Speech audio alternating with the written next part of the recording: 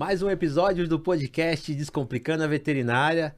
Rapaz do céu, cada episódio eu acho que eu vou virar um... Eu vou me formar em clínica geral aqui, vou ser clínico generalista, porque cada especialista que senta aqui eu saio com uma informação diferente, com um aprendizado diferente. E eu acredito que isso também tem beneficiado você, aluno veterinário, que tem me acompanhado. E obrigado por estar aqui comigo toda semana, toda quarta-feira eu estou liberando um episódio novo e que junto a gente consiga, né, construir algo que vá elevar o nível, né, de consciência do aluno, do veterinário já formado que está ali no plantão e às vezes ele está perdido com uma informação, então que aquele convidado que vem aqui possa te ajudar. Ó, já está aqui, faz um favor então. Clica nesse sininho que tá aqui, já se inscreve, porque toda semana tem algo novo, algo que vai te ajudar. E também já deixa um like. Você pode ir lá também no Instagram e começar a me seguir. Todos os dias eu libero um vídeo novo, algo bem rápido, uma dica rápida para você passar numa prova ou às vezes para te auxiliar num diagnóstico. Então, você que me acompanha aqui, vai lá pro Instagram e pro TikTok e a gente vai estar junto descomplicando a veterinária. Para isso acontecer, Hub 2181. Hub 2181 é uma solução para o mercado aí, né, do audiovisual, é uma locadora de equipamentos e é onde aqui eu faço todo o meu conteúdo. Então, segue também o Instagram do Hub aí, eu acredito que tem muita coisa que ele possa te ajudar. E a Altec ela produz equipamentos para o cirurgião, para o anestesista, que é ali o vaporizador. E às vezes você pensa assim, mas para que eu quero saber disso? Às vezes você é dono de clínica e quer ter um equipamento de qualidade dentro do seu centro cirúrgico. Então, a Altec, além de produzir ali o universal, calibrado para servo, calibrado para isofluano, também faz manutenção de todas as marcas. Então, para você poder confiar num plano anestésico, além de ter um bom anestesista, você precisa ter um equipamento de qualidade. E para isso eu te indico a Altec. Cara, hoje o negócio que tá bom, viu? Tô falando com um cara que ele é especialista e é um cara apaixonado pelo que ele faz. Hoje a gente vai falar de raio-x, né, radiologia veterinária, com o Dr. Daniel Batista. Obrigado aí, doutor, por ter vindo. Eu acredito, cara, eu tava procurando alguém para falar do tema, porque eu também sou um apaixonado pelo raio-x. Não sei muita coisa, mas assim, é um negócio que me agrada. E quando eu falei, cara, o Daniel é o cara que tem que ser ele, que eu acho você o fera, assim, um grande professor, na verdade, né? Porque além de um grande radiologista, você é um cara que gosta de ensinar. Então, quem que é o Daniel, o doutor Daniel? Conta pra mim aí, por favor. Obrigado primeiro pelo convite aí, Roger. Foi muito bacana conhecer você, ver seu trabalho ali. Eu admiro bastante ali seu conteúdo. Obrigado. E realmente, assim, essa parte de ensinar é muito legal. É né? nobre, Isso né? é uma coisa meio libertadora, né? Sim. Porque às vezes você consome, aprende, e aí você vai compartilhar isso com quem? Só com o tutor, cara, dá dó, né? De você tentar compartilhar ali com ele tudo aquilo que você conhece, mas é muito legal. A hora que você vê... E para essa área, inclusive, que eu tô, o diagnóstico por imagem, ele é uma parte de auxílio. Sim. Né? Eu auxilio alguém a chegar a uma conclusão, eu auxilio alguém a tratar melhor um paciente. Então, ela é uma parte de dedicação quase que sempre. Sim. Então, a parte de servir ali como uma ponte de ensino para o próprio clínico, aprender com o outro, né? Por exemplo, eu fiz às vezes um diagnóstico de uma broncopneumonia. E aí aquele veterinário teve um sucesso fazendo um simples tratamento com um acréscimo ali de tratando uma esofagite. Olha só. Ele falou, não, mas toda vez que eu pego um paciente que tem tracobronquite, além desse tratamento, eu também entro com protetor gástrico, que melhora muito. E logicamente que você vai compartilhar essa informação depois com outro colega que pediu um exame, que tem um caso parecido. Olha né? só. Então essa parte do diagnóstico por imagem, ela também é muito legal. A gente serve às vezes como um elo, né, de compartilhar o conhecimento. E hoje criou-se uma necessidade maior. Hoje eu acredito que eu falo dessa nova geração, a gente fica meio que de mão atadas, a gente não consegue fazer nada sem um ultrassom, um raio-x, e a própria tomografia, a ressonância estão vindo com força hoje na veterinária, né? Essa é uma outra parte que a medicina veterinária, a gente vai sempre comparar ela com a pediatria, né? É verdade. Então, o pediatra também, às vezes, ele precisa muito ali daquela ajuda, né? Alguém tem que tentar dar uma ajuda para ele tentar entender um pouquinho melhor do que a semiologia dele acabou no limite. Né? Eu aprendi na FAMESP, tinha um professor lá que ele falava que o ultrassom é o novo esteto. Né? Hoje o ultrassom você usa ele para várias outras triagens, a gente sempre usou para abdominal. Sim. Mas eu aprendi que a gente fez uma pós de bloqueio loco regional, mas ele falou, hoje em dia o ultrassom te conta muita coisa, né? Então a gente fica meio de mão atada se não tiver um setor de diagnóstico por imagem ali confiável, né? E parceiro, né? Que é o que você falou, trocar a figurinha ali, né? E assim, eu acredito que todo mundo que tem um pouco de viés para essa parte do diagnóstico, ele precisa ter isso na veia, cara. Você precisa saber que você vai ter que ajudar alguém. Né? Então, e aí é outra coisa interessante que você vai ajudar alguém, mas você vai ser o último a ser lembrado na hora de agradecer. É verdade. Eu sou anestesista, eu sei como que é. Também? Também. Não, anestesista, se morre, a culpa é sua. Se vive, parabéns, cirurgião. É assim mesmo, cara. Formado aonde, doutor? Eu sou formado na Unicastelo, em Fernandópolis. Rapaz, não conheço. Não conhece. É interior de São Paulo. Sim. Próximo ali da região de São José do Rio Preto. Fernandópolis fica a 157 quilômetros de São José do Rio Preto. Olha só. Uma cidade centro de região, bem bacana, uma cidade legal, muito parecida com São Paulo. Fiz a faculdade de veterinária lá. Conheci minha esposa lá. Aí, né? Começamos a namorar no 2º ano da faculdade. E a sua esposa também é da área de imagem? Não, ela é da parte de diagnóstica, ela trabalha com laboratório. Na hematologia. Na hematologia. Sim, sim.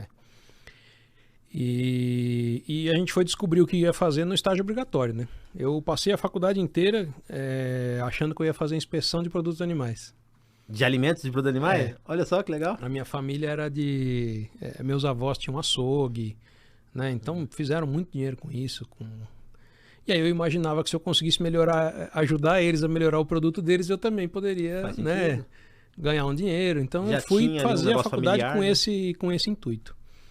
Mas no meio do caminho ali tive umas decepções muito grandes, assim. Fui conhecer um frigorífico na parte interna dele, né? Dentro do quem vendia, quem comprava. Então eu fui justamente por indicação do meu tio. E aí nesse frigorífico eu acabei, né, presenciei algumas coisas ali, algumas partes que não me agradaram muito nessa área da... O abate é triste, né? Lógico, assim, movimenta aí o PIB brasileiro, né? Mas o abate, ele eu não sei, eu acho que eu também não...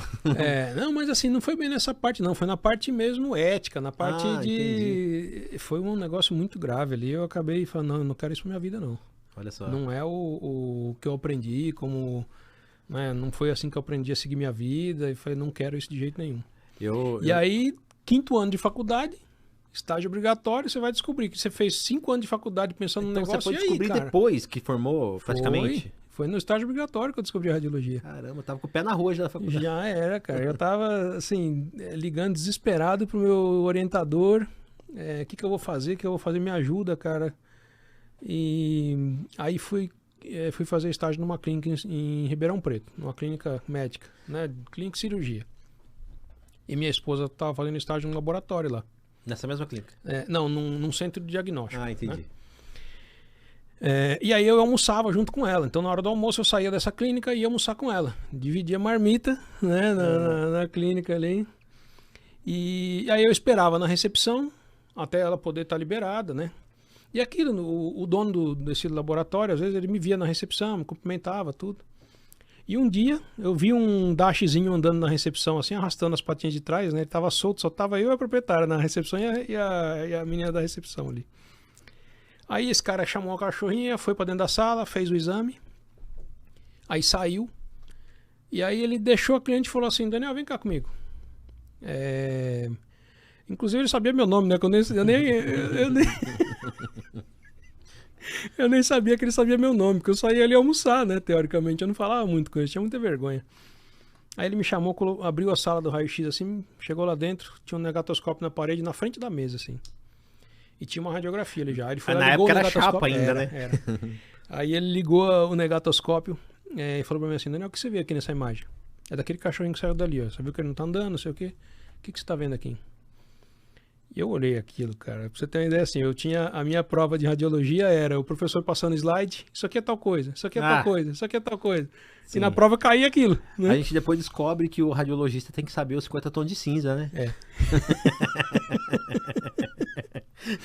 Aí, cara, eu falava pra ele, puta, Oscar, vou ser sincero, cara, eu não sei ver isso. Eu não aprendi a ver isso na faculdade, né?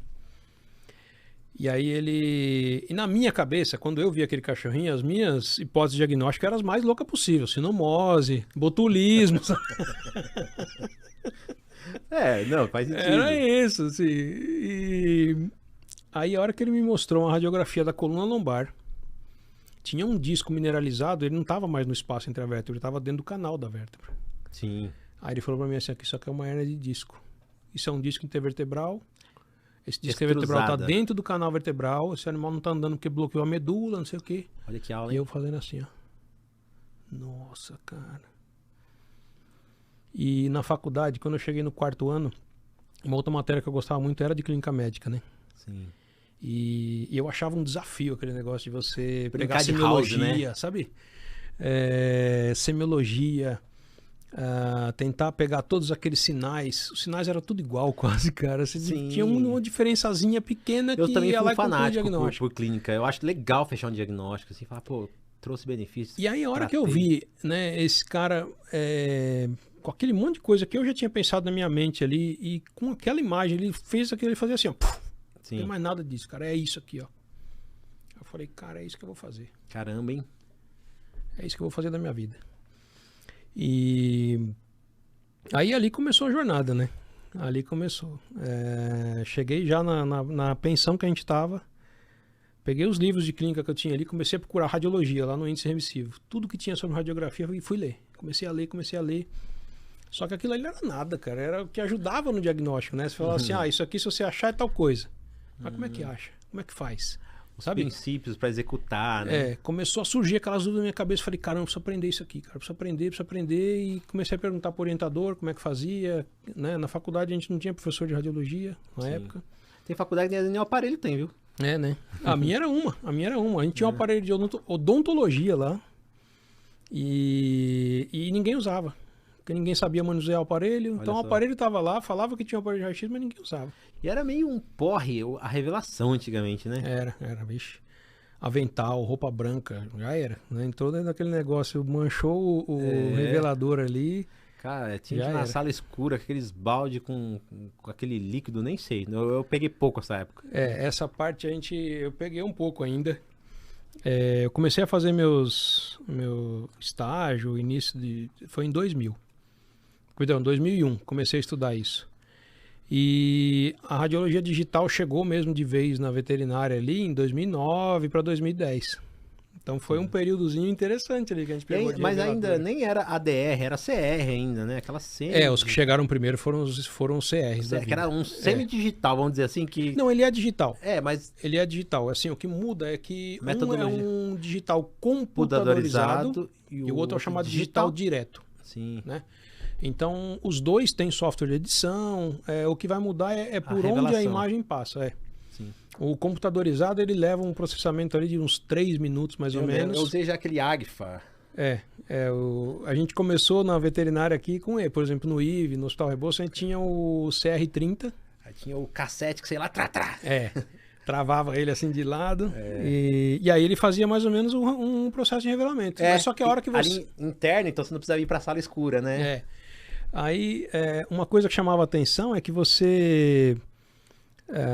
tinha um processamento, às vezes, de quando você tinha a reveladora, tinha algumas técnicas, né? Por exemplo, você pegava ela era numa bandeja assim de 35 centímetros. Então, se você tinha 2 cassetes do 18x24 para passar, 18x24, vamos imaginar, por exemplo, que é uma folha como essa aqui, né? Então, ao invés de você passar ele assim na processadora, que você ia ocupar mais área, você passava um assim e o outro já colocava do lado. Para ganhar tempo? Então você ia ganhando tempo dessa forma. Passava, os 2 cassetes que você fazia, saía praticamente na mesma hora. Faz sentido. E aí você começou a ver que isso já não era possível mais no digital. Então começou, na verdade, ao invés de melhorar a rotina, de piorar. Sim. Que você começou a perder tempo com algumas revelações dessas. E os caras te vendiam o quê? Agilidade. Você vai ganhar tempo, não sei o quê. Então a primeira mentira já foi desmistificada ali. Eu acredito nisso, que quando iam vender o aparelho, o problema sempre foi a revelação. Né? Era a primeira dor que o pessoal queria tirar do veterinário, do médico, por exemplo, era essa. Coisa também, assim, porque você falava assim, o laboratório vai enviar a imagem por e-mail, é digital, né? Não precisava o cara ir lá buscar a chapa. Entendeu? Não tinha... Pode ir pra casa, deu tudo certo, eu vou laudar e vai chegar no seu e-mail. Tinha essa comodidade, mas Pra quem tava lá dentro, perdia tempo, né? Então, assim, você ia fazer um exame, vai com 5 radiografias. Você tinha os 5 cassetes para fazer. Mas aí você tinha que esperar o leitor ler a imagem, e ele lia e depois apagava. Sim, ele voltava pra dentro. Só que ele tinha que ler primeiro e apagar. Porque inclusive, quando o cassete entrava, ele levantava a pontinha para rodar o filme, né? Isso mesmo. E, inclusive, o CR tem um dos artefatos, é o que eles chamam de artefato fantasma. Se você erra na técnica e utiliza uma técnica muito alta, ele não faz o apagamento completo dessa imagem. Então, na hora que você vai radiografar, na segunda vez, vai lá e tem uma imagem do paciente anterior. Faz sentido. Né? É verdade. Então, isso quando você tinha uma técnica muito alta, expunha sem querer, vai. Você foi... Às vezes acontece na rotina, você está naquela correria ali, chamou o paciente, colocou na mesa, vai disparar o raio-x, você esqueceu, cara, de ir lá ver a técnica, ou vai em cima da mesa, embaixo da mesa, sabe? Aí esquece. A hora que você vai radiografar, você fala, caramba, esqueci a técnica. E ela tava alta. E aí já tinha alguns indícios, né? A gente fazia a imagem, saía alguns indícios que ela tava muito alta, a gente apertava mais um botão lá que era para apagar de novo, sabe? Que legal, então porque aí você já ia aprendendo que senão você ia tomar uma radiação desnecessária na próxima vez ainda, né? Sim. Além de ter que repetir aquela, nessa você ia tomar mais uma. Você já tinha também que correr para trás daquela barreira? Tinha, assim, o IVE, por exemplo, foi a escola que eu fiz, todo mundo que fazia os cursos dele, eles tinham uma premissa de fazer esse cara fazer o estágio. Sim. E ali nesse estágio que você ia aprender a rotina prática, né? Como é que se faz, como é que não faz... Era ali, né? A parte de se aprender. Então, a gente como estagiário, cara, toda hora você estava querendo pôr o avental. Você queria pôr o avental porque era para aprender a prática mesmo do negócio. Acaba sendo uma particularidade, vamos dizer assim, da veterinária, porque no ser humano você fala, ó, fica quieto aí, você corre lá atrás da muralha, tchá.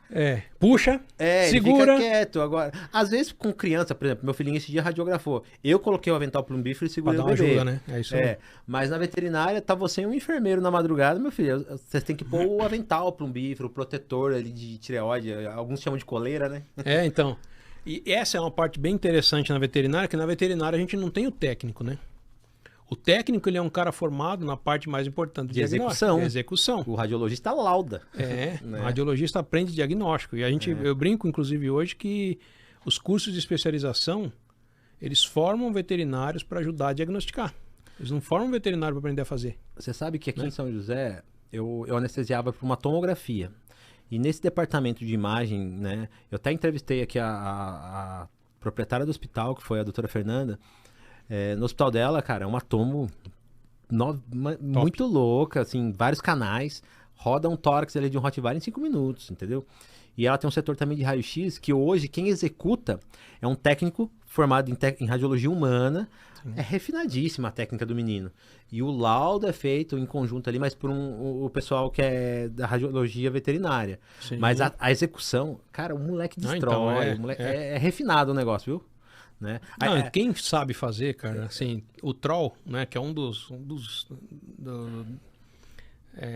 nomes de referência na radiologia veterinária, que escreveu vários livros, o cara é um dos caras mais famosos que tem na radiologia.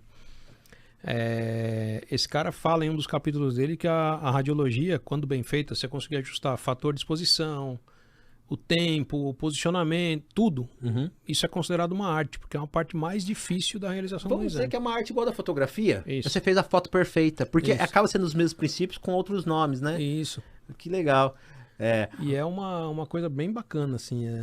É fascinante. Eu faço uma associação muito com a fotografia quando eu falo do raio, né? Mas muda os nomes, né? Por exemplo, eu lembro que na radiografia, quando a gente vai ajustar ali o plano, a radiografia a gente chama de colimação. Colimação, né?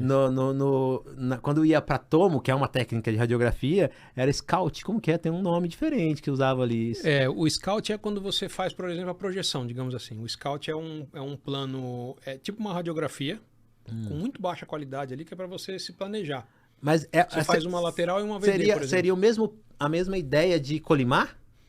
Para dar o início do corte e o final do corte? Você usa aquilo ali como um plano.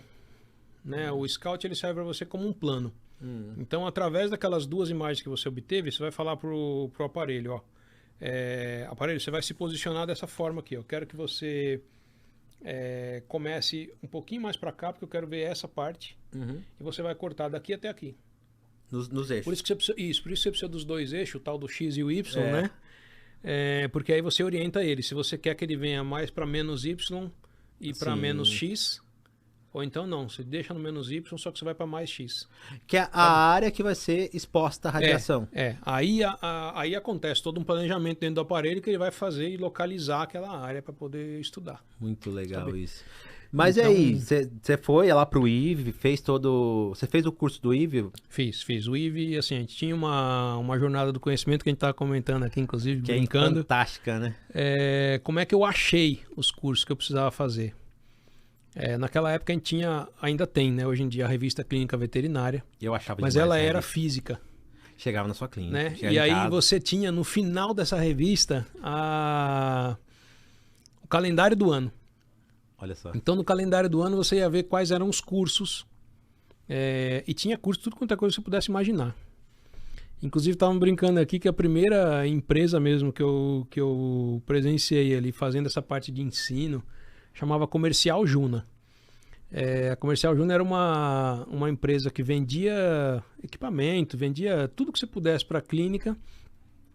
E aí ela convidava os veterinários para fazer um curso. E o curso era baratinho ali, então era mais ou menos um pouco da estratégia. Algumas estratégias que eu comecei a perceber hoje. O curso para usar meu aparelho. Que legal. E era um curso assim, só com professor top, cara. Era curso de hematologia, por exemplo, com a Mitica, curso de neurologia com o João Pedro. Olha só. João Pedro de Andrade Neto, né, que é um dos pioneiros da neuro. Curso de ortopedia, eu tive a oportunidade de fazer 2 com... Um deles foi com o professor Alvarenga. Olha só. O outro foi com fugiu o nome dele aqui agora, só porque eu quero lembrar, um japonês. Não sei se eu vou conseguir lembrar o nome dele agora. Mas os caras traziam os top? Cara, era só os top. E aí, assim, por exemplo, eles faziam uma parceria com a Polícia do Exército. E aí usava o centro de treinamento dos caras para poder, né, você fazia aula teórica e aí fazia aula prática, era muito legal. E só que a parte de radiologia era bem básico assim. Então eu fiz um curso deles, comecei então ali até a parte de introdução à radiologia. Aí achei o IVE, fui fazer um curso de aprimoramento lá, que eles tinham 2 cursos.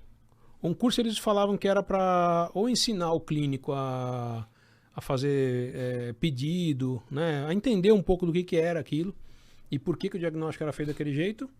E o outro era um curso de especialização. O curso de aprimoramento era 35 dias, mais ou menos, 1 mês e pouquinho. E o de especialização eram 6 meses. E aí era meio que internato, assim, sabe? Você tinha que deixar de fazer o que você estava fazendo para poder estudar. As aulas eram terça e quinta à noite e você tinha o estágio obrigatório ainda para fazer. Então eu comecei pelo de aprimoramento. Ali já tive as primeiras ideias, né? Comecei a estudar sozinho. Fui fazer o de especialização. E aí me inscrevi para ser trainee lá, né? Que eles faziam um programa, inclusive, que 2 pessoas eles selecionavam para poder entrar. No IVE? No IVE. Quando eu fiz o meu curso de especialização, eu me candidatei, mas aí outras 2 pessoas entraram no meu lugar, porque já estavam lá há mais tempo, né? Já eram pessoas que eles conheciam. Então não consegui. Aí fui trabalhar com cirurgia. Numa ONG. Então trabalhei um bom tempo com a ONG e continuei indo lá, né? Pedi para eles para eu continuar indo lá, acompanhar tudo. Aquela velha história que minha avó falava, quem é visto é lembrado. Verdade, né? É importante isso. E aí num belo dia surgiu uma oportunidade que duas pessoas foram montar o centro de diagnóstico delas e acabou surgindo 2 vagas e uma das pessoas que entrou lá fui eu. Olha só. Então entrei lá em 2004. Fiz meu programa de treinamento até 2005 e aí fui embora só depois quando... E o IVE era do mesmo grupo que era do Rebouças na época, que era um hospital bem forte que tinha em São Paulo, não era? Aí nessa jornada do conhecimento eu comecei a perceber que eu precisava aprender também clínica. Sim, tem umas... assim, a associação, né, não adianta você querer aprender só imagem sem saber clínica, não adianta, gente. Isso, inclusive, é uma dica boa pro aluno, viu? É importante. Mesmo que você tenha todo interesse pela imagem, ela é muito importante você tentar descobrir ali todas as etapas do diagnóstico, mas sem saber clínica, é verdade. Infelizmente não vai, né? E aí Rebouças foi uma história bem interessante também, né? Um dos sócios trabalhava como clínico geral no Hospital Rebouças e fazia parte de ultrassonografia no IVE. E aí comecei a perceber que eu precisava aprender clínica. O que eu fiz? Falei, poxa, Eduardo, deixa eu conversar com você. Posso fazer um estágio lá no hospital, né? Já todo tímido, né? Você já era formado aí, né? Já era formado. Então já teve a primeira barreira, né? Ah, eles não pegavam formados para... Só estágio obrigatório, né? Ah, mas você já era do time. Então, né? E não foi logo no começo, eu já tava ali há um tempo. Aí fui pedir o estágio para ele falou assim, gordinho, vamos deixar de lado essas coisas, que uma coisa não tem nada a ver com a outra, né? Deixa pra lá, vamos tocar na radiologia aqui que você tem futuro. E beleza, ali morreu a história, né? E já que eu estava trabalhando nessa outra clínica, comecei ali a acompanhar o veterinário, porque além das castrações, ele fazia o atendimento da população carente, né? E você acompanhava? Era uma ONG, e aí eu comecei a acompanhar esse cara. E ali tive uma experiência fantástica também, né? Que eu acho que quem sabe qual é a rotina do hospital público aqui da Anclivepa sabe do que eu tô falando, né? Então você vai ver bicho queimado, tudo que é coisa que você puder imaginar, você vai ver ali. Sim, eu acredito. É o SUSVET, né? Então. É o SUSVET, você vê de tudo. Então aquilo ali foi uma experiência fantástica. E aí, para minha surpresa, alguns aninhos depois, né, eu tive a oportunidade de coordenar a equipe, montar uma equipe de radiologia no Hospital Rebouças. Quando iniciou convidado pelo Dr. Eduardo. O que falou, gordinho? Não. Olha, você vê. A sua avó não estava errada quando falou quem é visto. Então. Quem é visto é lembrado, né? Foi uma história bem interessante que a gente estava comentando, inclusive, sobre a diferença, né, entre um clínico fazer os exames e a hora que a gente teve uma equipe totalmente focada nisso, né? Depois a gente pode falar um pouquinho melhor sobre isso, mas aí a etapa do conhecimento, comecei então ali a me especializar nessa parte. A primeira aula do curso de especialização que o professor Benedito dava, ele falou assim: cada um de vocês que está sentado nessas cadeiras pode ser um especialista um dia. Para você ser um especialista, você precisa fazer isso, precisa fazer aquilo, precisa fazer aquilo, precisa fazer aquilo, precisa fazer aquilo. A minha cabeça fez assim, ó, pim. Vou fazer, ué. É isso que eu vou focar, cara. Eu vou ser um especialista. Vai você ver.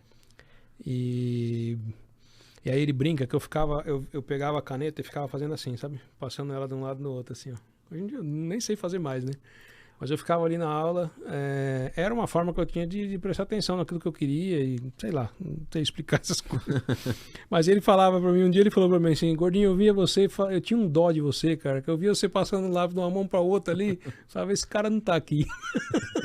Mal sabe ele. Ele não tá prestando atenção no que eu tô falando, coitado desse menino. E ser especialista era ser membro do colégio? O que era ser especialista? Hoje em dia ainda continua assim, qualquer veterinário, né, que se dedique consegue ser especialista. Mas o que quer dizer hoje ser especialista? E aí é um adendo interessante, né? Os cursos de especialização, houve até uma discussão aí de tirar esse título, né, dos cursos, porque ele torna a pessoa especializada. Sim. Que é diferente de especialista. Esses lato sensu que tem as pós-graduações lato sensu. Então, ser especializado quer dizer que você dedicou uma parte do seu tempo para aprender só aquilo. Então, além de você ser um médico veterinário generalista, você iniciou a sua jornada de especialização em alguma coisa. Sim. Só que qual é a jornada de especialização? É a parte da experiência. Então, hoje, para você ser especialista, você tem que ser vinculado necessariamente à associação, né? A Associação Brasileira de Radiologia Veterinária, que é chamada de ABRV. Essa associação tem um colégio também, que é o Colégio Brasileiro de Radiologia Veterinária, que é o CBRV. Sim. E aí você, antes de se tornar um especialista, você tem uma prova de seleção. Nesta prova você se torna membro do colégio. Uau. E para se tornar membro desse colégio, você tem que ter tantos anos de associação, né, associado a essa ABRV, tantos mil laudos feitos e comprovados. Olha só. Tem prova, né, de prova teórica, prova prática. Tem currículo, né, que o currículo tem peso, doutor, mestre e a parte da experiência prática. Então, qualquer médico veterinário pode se tornar especialista. Ele só precisa, logicamente, cumprir todo um pré-requisito. Sim. Esse pré-requisito é o mesmo que existe lá no Conselho Federal. Tem uma resolução ali que fala sobre essa parte da especialização e todas as especialidades precisam seguir aquela base. E aí em 2012 eu fiz minha prova, consegui me tornar membro do colégio. Olha só. E quando a gente começou a juntar as papeladas para mandar para o Conselho Federal, a gente foi descobrir que por ter passado muitos anos sem nenhuma conversa ali com o Conselho Federal, a radiologia veterinária tinha deixado de ser especialidade. Uau, na minha vez? Na minha vez, cara. Faz parte do jogo. Filho. Na minha vez. E nessa época, 2012, eu fazia parte da diretoria da BRV, que eu era o segundo tesoureiro. Eu fui o segundo tesoureiro de 2010 a 2013. E aí em 2013 eu me tornei presidente da BRV. Olha só. E ali comecei a toda uma conversa pra gente tentar destravar isso, que aí eu já tinha, agora era interesse também direto meu, né? Sim. Mas também passou toda a minha gestão e a gente não conseguiu, a gente foi conseguir algum tempo depois, e aí eu consegui revalidar a minha prova, a gente teve que fazer a revalidação, como se a gente estivesse fazendo uma nova prova. E ali, passei novamente na prova, aí sim, a gente submeteu a documentação para o Conselho Federal de Medicina Veterinária. E você se torna especialista. E aí consegui me tornar especialista. Uau. Isso 17 anos depois, cara, de ter começado a jornada. Né? Você falou em 2012, eu já estava nessa jornada. Em 2012 eu estava entrando na faculdade. Então, eu já faz um tempinho, então, que... E aí, em 2017 eu consegui. Hoje eu tenho uma carteirinha vermelha de especialista. Que legal. E é uma coisa que a gente estava conversando, que eu considero isso hoje uma honraria até, não é só um mérito, né? Porque acho que 70 médicos veterinários aproximadamente têm esse título hoje. E falo mais, cara, Daniel, às vezes você olhar pro seu diploma de bacharel mesmo e falar assim, quanta história tem aqui atrás? Poxa! Olha pra você ver aqui num bate-papo, que às vezes a gente é limitado a uma hora e pouco. Você fala, olha a jornada que eu tive, bem na minha vez, né? O negócio caiu, a gente foi atrás, buscou. Então, olhar, quando você fala assim, de honraria, tem uma história ali por trás, né, cara? É muito louco pensar pra isso. Tanto que a gente tava brincando, né? A hora que hoje em dia o pessoal pede pra mim, me manda seu mini currículo. Sou especialista? Cara, meu mini currículo sou especialista. Aí o que quer dizer especialista? Vai ver na resolução do Conselho Federal o que precisa ser. Ali está o meu currículo, que está tudo aquilo que precisava preencher, eu consegui preencher e consegui meu título de especialista. É importantíssimo, né? Isso, né? Mas eu não sabia a diferença do especialista e o especializado, pra você ver. É interessante, cara. Isso é uma coisa bem... Porque assim, o curso inclusive vende, né? O que ele vai vender para você? Você vai se tornar especialista? E não é. Inclusive, isso é um erro grave o cara colocar no CRMV dele ali que ele é especialista em alguma coisa sem ter o título do Conselho Federal de Medicina Veterinária. Faz sentido. É que acaba tendo aquela questão que customizou. Por exemplo, eu colocar no meu carimbo que eu sou o doutor Rogério Salles, mas dentro de uma condição acadêmica eu não sou doutor. Né? Mas por direito ali, que diz que o advogado e o médico adquirido por Dom Pedro, lá eu posso ser chamado doutor na rotina. Né? Então tem essa questão. Cara, que legal, professor. Eu acho fantástico, assim. E dá pra ver que você tem uma paixão, né? A gente aprendeu lá o PhD, né? Que é paixão, habilidade e dinheiro, né? E a sua paixão, você viu que isso era o que você ia viver disso, né? Você fala, pô, é isso que eu quero pra minha vida. E ainda voltando lá pro Rebouças, quando você falou pra mim, eu fui lá colocar o centro diagnóstico, você criou um centro do qual você era o radiologista ou você treinou equipe? Eu fiquei com essa dúvida. É assim, nessa época eu fui convidado e eu ajudava nos cursos do IVE, né? A participar como... inclusive hoje o nome mentor, a gente fazia uma coisa chamada monitor, né? A gente fazia a monitoria dos alunos. Sim. E nessa monitoria o que a gente fazia era estudar literalmente junto. A gente abria capítulo do livro, pegava uma radiografia, colocava no negatoscópio. E não era do que eu estava imaginando. Pegava o livro, no capítulo, lia junto com o cara e mostrava, isso aqui é isso por causa disso, por causa daquilo, por causa daquilo outro. Isso aqui é uma imagem discreta, isso aqui é uma imagem moderada, isso aqui é uma imagem grave. Então ali a gente começou a treinar mesmo os caras aquilo foi um grande diferencial que a gente tinha no curso do IVE. Sim. Além da gente aprender um monte com isso, a gente começava a aprender a dúvida do aluno, cara. Porque o que a gente fazia na aula? Você tinha ali a exposição do professor, que normalmente eram era só os nomes mais top do mercado. Pra você ter uma ideia, a parte de quem falava de ortopedia era Luiz Arthur Gilfrida, né? Na parte da radiologia, a professora Ana Carolina era a professora oficial da USP na época. Hoje em dia ela não está nem no Brasil mais. A dona do núcleo veterinário, que é um centro de diagnóstico, é a Sandra. A Sandra era professora titular também da Unisa, da parte de imagem. Ela que falava de abdômen. O próprio Salvador, que é um dos donos do IV, que falava uma boa parte ali de ortopedia, né, de mielografia. Então, cara, era riquíssimo, assim. Ainda fazia e a gente tinha hoje na rotina, desculpa só interromper, é que agora com as tomos, a mielo contrastada, ela é usual ou não? A mielo, eu vou te falar que eu acho que ela nunca vai deixar de ser feita, porque ainda não é todo lugar que tem a tomografia. Aqui nós estamos em São Paulo, num centro onde até no interior já tem, assim, né, teoricamente. Sentido. É verdade. Mas no interiorzão do país ainda tem quem possa fazer mielografia. Ainda é um exame diagnóstico bem legal. Assim, sim, eu acredito. Era uma coisa que eu comecei O Salvador fazia no IV fora da rotina, porque era um exame mais demorado, então para não tomar agenda ele fazia depois do horário. Sim.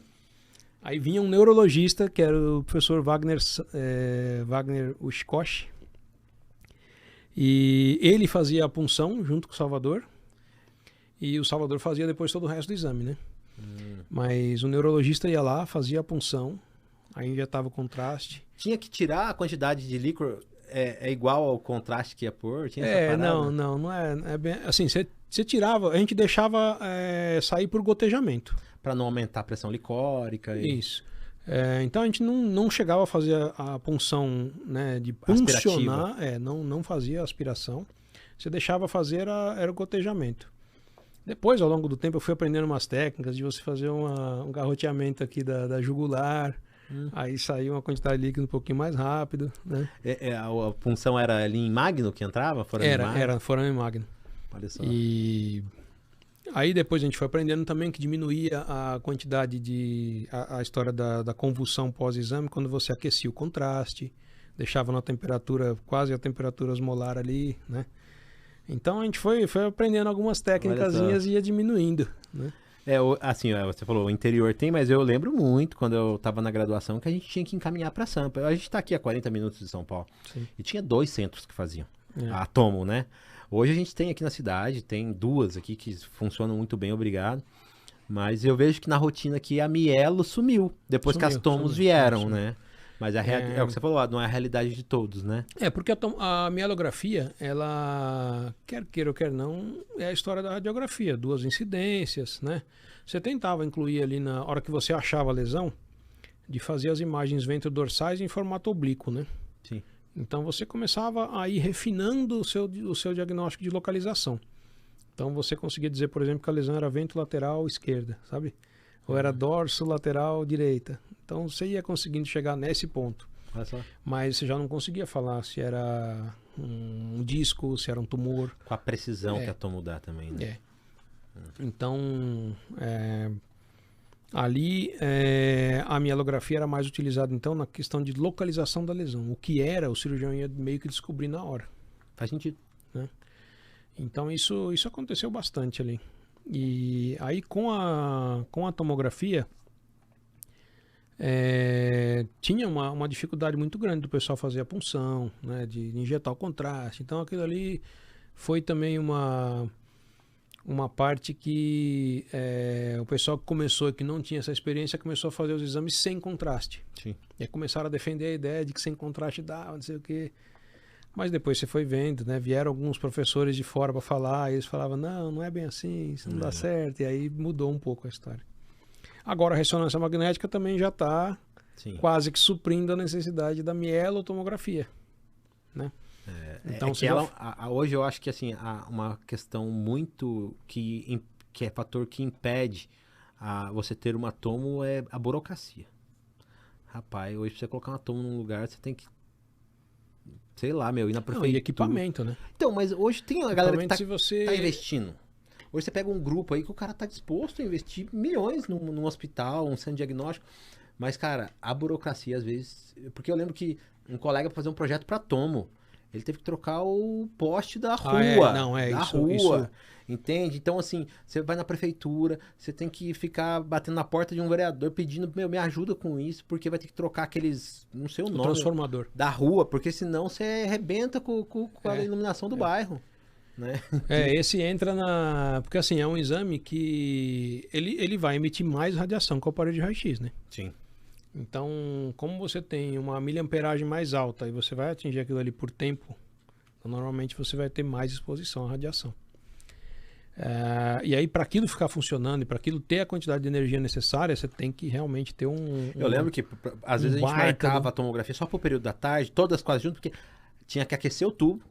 E uma vez que aqueceu, filho, pau na máquina. Eu lembro de um dos lugares que fazia aqui em São Paulo, que eles só faziam à tarde por causa do custo da energia, pra você ter uma ideia. Isso aqui em Osasco, né? Eu já mandei muito pra lá. Eles comentavam que como você tinha diferença de custo na energia, nos horários de pico, que era de manhã, era mais caro. E aí o aparelho consumia uma energia absurda. E aí eles só agendavam à tarde para fazer. Malandragem. E nessa jornada aí, depois lógico, você fez a sua jornada aí do conhecimento, hoje você ensina, né? Sim. Mas você hoje dá aula, ou hoje você tem um centro de diagnóstico, ou você atua volante, o que você faz hoje? Eu tenho um centro de diagnóstico, né? Chamado Raio-X VET, em São Paulo, na região da Vila Olímpia. A gente tem só essa unidade. E hoje a gente atende mais, assim, eu brinco que a gente atende a nata, né? A gente atende um público muito seleto. Sim. Por exemplo, a gente atende hoje veterinário que ele não precisa pedir o que ele quer, né? Eu que vou falar qual é a região que eu vou fazer, quantas projeções eu vou fazer. Então eu vou utilizar o exame para ajudar ele a concluir o diagnóstico que ele precisa. Faz sentido. E a grande maioria que já me conhece já faz. Eu quero um raio-x para ver colapso traqueal. Faz sentido. Eu já sei todas as projeções que eu vou fazer para chegar àquela conclusão. Tem ou não tem? É isso ou não é? Deixa eu plantar discórdia aqui. Vou plantar discórdia. O diagnóstico do colapso, ele é por endoscopia ou por radiografia? Isso é boa. Isso é bem legal. É uma discussão que existe aí no mercado. Não, a gente tem algumas coisas que a gente tem na veterinária. Eu acredito que a medicina também tenha, né? Existe o padrão ouro. E existe aquela a realidade. Existe aquilo que você tem como auxiliar um diagnóstico e existe aquilo que vai te concluir. Claro. Né? Então, por exemplo, quem vai fechar, quem vai bater martelo é a endoscopia. Isso é um fato. Mas a endoscopia envolve anestesia. Eu ia falar isso. Envolve todo é um exame relativamente caro. O custo energético para o paciente, né? Então, a radiografia, se você consegue fazer ela de uma forma, né, correta, seguindo um passo a passo, você consegue ajudar esse diagnóstico também. E não é que você está excluindo o endoscopista da jogada. Sim. Porque esse paciente, se ele tiver aquela indicação de colocar o stent, não é o raio-x só que vai ajudar, não. A colocação depende da endoscopia. Tá? Então, assim, existem algumas brigas, posso usar esse nome? Em algumas coisas no diagnóstico, que elas teoricamente não deveriam acontecer. Por exemplo, quando eu falo de briga, eu falo assim, é mais do que a literatura diz. Sim. Ela fala do padrão ouro, mas eu concordo com você. Não vou, porque assim, na tomografia veterinária, né, às vezes o aluno deve estar pensando, por que eles estão falando da anestesia? O paciente ele não fica sozinho, quietinho dentro do tomógrafo. Sim. 100% dos casos eu lanço mão de uma anestesia. Sim. O paciente que tem ali um colapso traqueal, será que ele pode ficar sendo anestesiado várias vezes? Mesmo que seja um plano anestésico mais superficial, mas assim, ele já é um paciente que tem uma saturação um pouco comprometida, né? Então, eu vou ir para o método que mais tem um custo energético, um custo financeiro maior, que esse cara às vezes vai investir essa grana na correção. Então, aí eu também sou igual a você. Vamos pro raio. Se eu tenho um cara que é bom no raio, entendeu? Então, e aí a radiografia, você vai seguindo um passo a passo. Por exemplo, hoje a gente faz um exame chamado estudo para colapso traqueal. Ele envolve 3 radiografias da região cervical. Uma eu vou fazer em inspiração, expiração. E a outra aqui tá aqui é um negócio que vai pegar muita gente é a tal da compressiva. E a tangencial? Cara, isso aqui gera uma polêmica. A Skyline. O que você vai projetar ali? O que você vai comprimir? Que é a pera? Sabe? A pera. Cara, a ideia da pera era de você achar um material radiotransparente com algum tubo, né, com alguma coisa que você não encostasse a sua extremidade para você promover uma força na musculatura cervical ventral e deslocar a traqueia. Esse é o princípio do negócio. Com o que você vai projetar sua criatividade, cara. É verdade. A pera, ela tá descrita na literatura como sendo a melhor técnica porque teve naquele momento a sua indicação, era formato rombo, né? Você tinha... Mas se você consegue promover a força adequada na região legal, na região que você precisa, se houver o colapso, ele vai acontecer. Sim. Só não pode você promover, colocando muita força. E às vezes você entrando no campo também, que você vai tomar radiação. Então, o que pega, e às vezes você vê muita gente, sei lá, a gente vê nesse E a Skyline, me conta aí, o pessoal chama de tangencial. A Skyline também é uma coisa interessante, que você... todas as técnicas que você vê em literatura, você angula a ampola do raio-x, faz uma leve elevação do pescoço, e nessa elevação do pescoço você está fazendo uma compressão E aí você natural, vai ver o lumen, né? A variação luminal. Você está fazendo uma compressão, digamos assim, é uma força do próprio paciente. Então a pressão que você vai exercer na traqueia, para ela sofrer o abolamento, ela é natural. Sim. Algumas vezes a pessoa então pega o feixe de raio-x central, do mesmo jeito que ele está ali, 90 graus com a mesa, pega o pescoço do bicho e vai lá para trás, assim. Né? É a 45 que usa? Você usa a ampola girada a 45 graus e uma leve elevação do pescoço. Aí você mira na região central do pescoço aqui, e você vai fazer a tal da Skyline, né? A tangencial. Essa projeção, talvez é o que gera maior polêmica na história do colapso, porque é ela quem vai te ajudar a fechar o grau do colapso, né? Leve, moderado e grave. Sim, eu lembro disso, que até tantos eu vou pro stent, senão não, né? Hoje em dia a gente utiliza muito a correlação da parte clínica mesmo, né? Do sinal clínico do animal. Faz sentido. Tem tosse incoercível? Tá fazendo cianose? Cianose, sabe? Eu acho que é. Não tem mais maneira, você não conseguiu mais controlar a tosse desse paciente, cara, vai pro stent. Faz sentido. Vai ter que ir pro stent.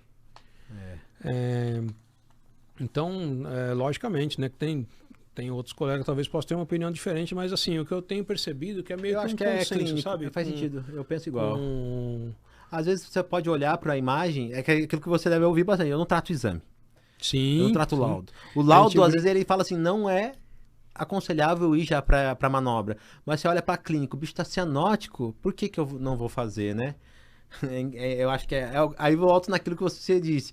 Aprenda a clínica antes de aprender o exame, porque a soberania da clínica ela é dita na faculdade, né? A clínica é soberana. Eu vou lembrar também um pouquinho, não sei se todo mundo pegou essa fase da Sprite. A propaganda da Sprite era: imagem não é nada, sede é tudo. Beba o Sprite. É verdade, faz sentido. Então não quer dizer que imagem não é nada, né? Isso não é sacanagem. Mas é verdade. A clínica, ela realmente é soberana, exame, né? Cara. Ela é soberana. Existe só um adendo aqui, que é aquela vírgula. A página 2. Que eu gosto de brincar aqui com o pessoal de ortopedia, inclusive. O diagnóstico da ruptura do ligamento cruzado e luxação de patela é clínico. Indubitável. Indubitavelmente. É o gaveta, eu não lembro? O teste de gaveta positivo, você vai ver a ruptura do ligamento, né? E teste de compressão tibial. Compressão tibial para patela. É clínico. Mas a brincadeira que eu faço é o seguinte. Quem é que hoje, nos dias de hoje, chegaria na sua clínica, na primeira vez que ele está te vendo, que o animal está mancando, chegaria para você vai lá, encosta no paciente, rompeu o ligamento, R$15 mil para operar. Quando que esse cara volta na sua clínica? Ele quer uma imagem. Ele vai precisar de uma imagem. E isso aconteceu lá em 2005, quando eu comecei a trabalhar no IVE. Qual era a nossa dificuldade? Já falei aqui, a gente está ali para ajudar. Sim. Então, eu percebia isso. O cara insistindo, não, o diagnóstico é clínico, e a gente começou a fazer, Mas eu aprendi. O diagnóstico ele tem que também ser baseado em evidência. Sim, sim. Então, se amanhã eu entro diante de uma audiência que algo deu errado, eu tenho algo me dizendo documental. Exatamente. E aí, assim, a gente começou a hora que você só radiografava, né? Bateu a imagem só, tipo, quase sem mexer no paciente. Tava tudo posicionado, cara, como é que eu vou ajudar esse cara a falar que tá rompido, meu? Aí comecei a pensar, lembrei do nome do ortopedista, do professor japonês, Paulo Yamaguchi. Ele brincava nas aulas que ele dava, que ele desenvolvia algumas técnicas pescando. Que ele gostava de desenvolver técnica de cirurgia quando ele estava pescando. Que ele ficava imaginando algumas coisas ali. E aí eu lembrei dele. Esse teste de compressão tibial, eu imaginei assim, falei, poxa, esse teste eu consigo fazer na imagem sem colocar minha mão na exposição no centro, né? O gaveta não consigo. O gaveta tem que ir lá no foco, né? Pra jogar de lado. Não vai dar. Então o que eu vou fazer? Vou começar a fazer o teste com pressão tibial. Aí comecei a fazer, aí aparecia deslocado. Faz sentido. Aí eu falava, tá rompido. E o pessoal, né, já tinha gente ali na radiologia com muito mais experiência que eu, que nunca tinha feito aquilo. Falava, não dá pra falar não. E começou aquela, né? Não dá pra falar, não dá pra falar. Eu falei, não, peraí, então vamos fazer diferente. Aí ela radiografava sem mexer, depois radiografava comprimindo. Aí ficava muito evidente. Agora tá rompido. E a gente vai afinando a técnica. E ali, cara, assim, você não vê isso descrito em nenhum livro. Né? Isso aqui foi na história de você, cara, eu quero ajudar, cara, tem que ajudar, esse cara tem que operar, não sei o que, tem que ajudar. Então ali a gente começou a dar o primeiro passo. Como é que a gente começou a ajudar os ortopedistas a fechar esse diagnóstico? Então a gente fazia a projeção neutra e já era mais ou menos a prova que ele precisava provar para o cliente. Ó, tinha que ser assim. Rompeu, tá assim. Deslocado. É verdade. Então acabou virando, além de eu provar pro meu colega radiologista ali que tava, eu comecei a fazer, cara, você tem agora a ferramenta. Mostra essa pro cara, tá normal. Mostra essa, tá rompido. O mesmo paciente, é dele. Tá ali identificado, é ele. Não tem jeito de falar que não tá, sabe? E assim, o raio-x, né? Você falou aí na questão dele ajudar. Eu gosto bastante que ele é um fator determinante, eu falo isso. Ele, como você acabou de dizer, ele determinava se ia pra mesa. Eu poderia ter um diagnóstico clínico, mas o cara não vai deixar 15 pila, eu anestesiar o bicho, abrir o bicho, cara, se eu não tenho uma prova evidente. Então, assim, ele é fator determinante. Quando você colocou ele, não sei se você consegue esses dados, né? Você consegue lembrar desses dados, se tinha acesso. Mas quando você colocou o setor de radiologia, ou começou a treinar o clínico ali dentro do hospital que você... O Rebouças, né? Que você foi cuidar. Você viu que isso mudou receita? Por exemplo, às vezes o cara tinha uma rotina de raio que ele fazia 15 no mês. Aí, tendo mais conhecimento, aquilo virou 80. Mas eu até é importante o aluno saber. Não estou falando de você inventar moda. Mas se você tem segurança numa ferramenta, você usa ela mais, né? Às vezes eu deixo de usar porque eu não tenho conhecimento. Sim. Então, pô, o doutor me ensinou, eu tô com uma equipe treinadinha. Então, com isso eu fecho mais diagnóstico, eu fomento mais meu centro cirúrgico, eu fomento mais minha internação, eu fomento mais meu laboratório, porque um paciente para ser anestesiado, ele tem que fazer uma triagem hematológica, cardiológica. Então, você percebeu que você acabou beneficiando a receita do hospital, de certa forma? Sim, cara, e foi assim, isso é um número... nessa época eu gostava muito de número. Então, tudo que eu ia fazer, eu tinha uma planilhazinha do Excel ali. Eu brincava que eu... depois que eu comecei a trabalhar, inclusive, lá, todo o cálculo que eu fazia era quantas projeções eu precisava para poder fazer aquilo. Mas um negócio interessante nessa história foi... Depois que a gente conversou bastante, formei a equipe, a gente começou a trabalhar no Rebouças. Isso aconteceu dia 15 de março de 2005. A gente começou a trabalhar na metade do mês. E ali o Dr. Eduardo me ofereceu todos os números que ele tinha do setor, dos últimos anos, desde que eles tinham implementado um sistema, né? Naquela época, 2005, né? Uhum. Não fazia muito tempo que eles tinham tudo planilhado, tudo dentro de um sistema mesmo de clínica. Sim. Eles inclusive tinham um arquivo físico ainda, daquelas fichinhas de atendimento, ainda tinha naquela época. Mas já tinha uma pessoa ali dedicada a passar todas as fichas para dentro do sistema também. Que legal. E ali, o que a gente tinha de média mensal de exame eram 65 exames mês, todos os meses. Tinha uma pequena variação ali, às vezes um pouco menos de 60 e às vezes um pouco mais de 80, mas nunca passou disso. Nesses primeiros 15 dias de março que a gente ficou ali, a gente mudou para 315 exames. E em abril, a gente fez 650 exames de raio-x na rotina. Quanto diagnóstico fechado, né, cara? Pois é. Quanto bicho foi beneficiado? E aí começou a outra parte, né? Poxa, mas por que a gente não fazia? Porque aquilo assustou até eles. Eles não esperavam aquilo ali. Desconhecia. Eles queriam simplesmente melhorar uma parte do diagnóstico, melhorar o diagnóstico, mas eles sabiam também que dava para aumentar a receita, mas eles não tinham noção de que era desta forma. Sim. Então a gente passou de um faturamento ali médio de 7 mil reais para quase 40 mil. Verdade. Em coisa de um mês. Né? E uma das coisas que mudou muito foi quantidade de projeções feitas por exame Que aí entrou naquilo que a gente estava conversando, o clínico tinha que parar o atendimento que ele estava fazendo, fazer a radiografia e revelar. Deu errado? Se deu errado, ele tinha que voltar e fazer de novo. Que a revelação aí, era... acontecia isso numa época que, sei lá, tinham 10 pessoas na recepção. O cara começa a reclamar, o cliente começa a ir embora. Então eles começavam a ver, o clínico, em vez de estar aumentando a receita, nós estamos perdendo receita. Esse setor está me atrapalhando. Então, o que ele começou a ver? Que ao invés de ajudar, ele estava prejudicando. E aí a gente estipulou um horário, a gente trabalhava das 9 da manhã, a gente começou, o primeiro atendimento era às 9 da manhã e encerrava às 11 da noite. Rapaz. Porque ele falava que era... E nós somos o primeiro hospital a trabalhar nesse horário mais estendido aqui. Então a gente começava um pouquinho mais tarde, mas ia até bem tarde da noite. Então passava das 9 horas, não tinha mais ninguém para fazer raio-x, só o Hospital Rebouças. E aí acabamos virando naquele período da noite um centro de diagnóstico. É verdade. Né? E ali fomentava mais cirurgia, porque acabava acrescentando cirurgia quando você fazia um diagnóstico, às vezes o veterinário não queria sair da casa dele para resolver. Né? Faz sentido. Então... E aí...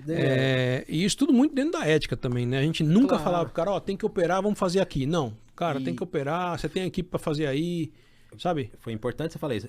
Além dessa ética também, importante, não inventava moda para usar, era necessário, né? Porque, assim, às vezes eu acredito que até o aluno deve pensar, tô falando de raio-x, provavelmente ele está muito interligado à ortopedia, obviamente. Mas o raio-x fecha outros diagnósticos do sistema gastrointestinal, né? O corpo estranho, classicamente, a gente usa o raio-x. A torção, né?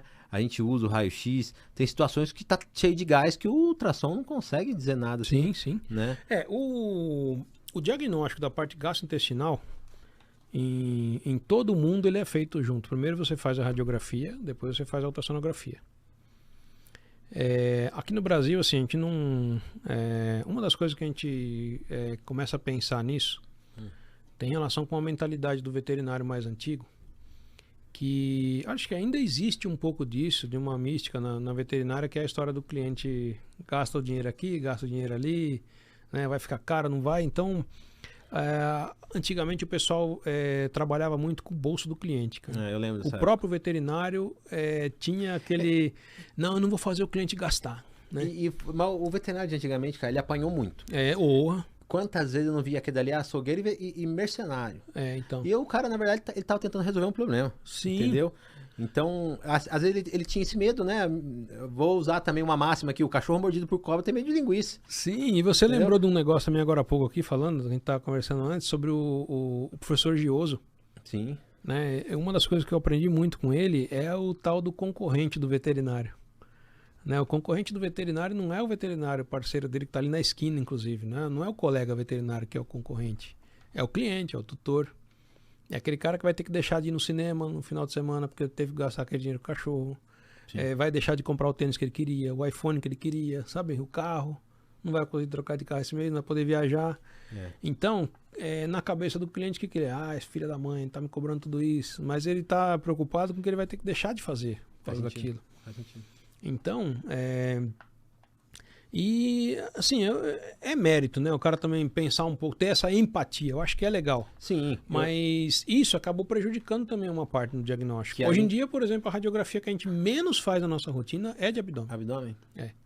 O pulmonar e a gente estava falando, você não consegue, literalmente o ultrassom virou o esteto do veterinário.